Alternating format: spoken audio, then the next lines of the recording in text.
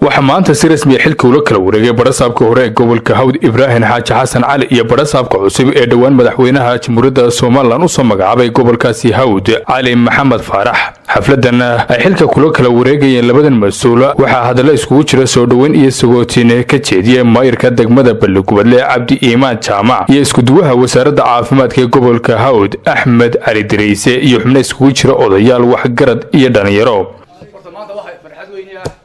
barasaabkaygii hore Ibrahim Xaaji Xasan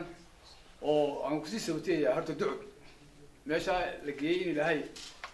shaqada Ilaahay loo diray loo yimaaday in Ilaahay u fududeeyo saraana waxa leeyahay aad baan nasiibintii alla waxa leeyahay soo dhawo gobolka soo dhawo waan kula shaqeynaa waan ku barbar taaganahay garbahaagii aad ku duulaysaanahay aad iyo aad baan ku soo dhaweynaa gudoomiyaal ku soo dhaweynaa Cali gobolkan Hawd garabkaaga taaganahay Ibrahimna waa lagu ducaynaynaa in Ilaahay halka uu geeyay waajibaadkiisa loo xisaabay Ilaahay u fududeeyo gobolkana ma aha gobolaad ka tagtay waa gobolaad u maqan tahay sidii aan barasaabka hore soo shaqeynayna ficneed baan kula shaqeynaynaa barasaabka cusub Cali Maxamed Faarax waa nin akademikaaliya waa nin aqoon leh aad iyo aad baan u soo dhaweynaa barasaabka hadii la bedelay waxaan rajaynayaa insha Allah taala inuu meel ka sii sareysa Ilaahay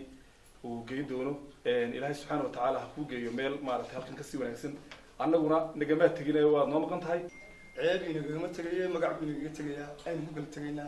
ساعتين ما ونكسب مقبل تجينا برا صعب عصود السوق بدلنا سلايو سلا دقة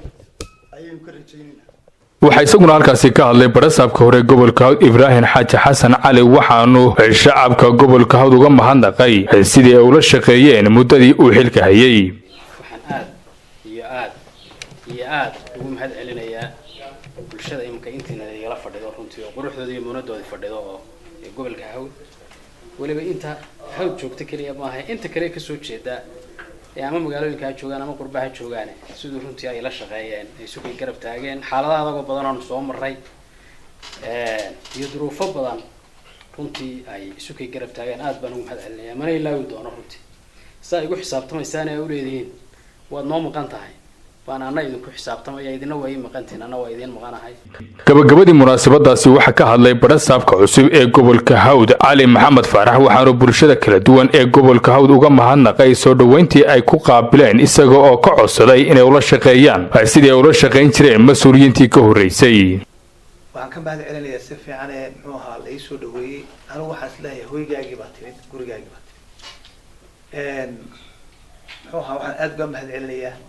sida wanaagsan ula shaqeynayeen aba aad u sheegteen macnaha wax qabadkiisii iyo waxtarkiisii iyo akhlaaqadiisii iyo edaabtiisii sida aad u sharaxdeen ayaa igu filano waxaan isleeyahay wuxuu ahaa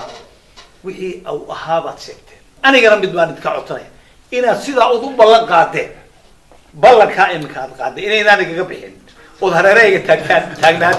محمد شعير وأحمد محمد عوال ورباهين قرن كسوماليلاند مقالة Balligubadle.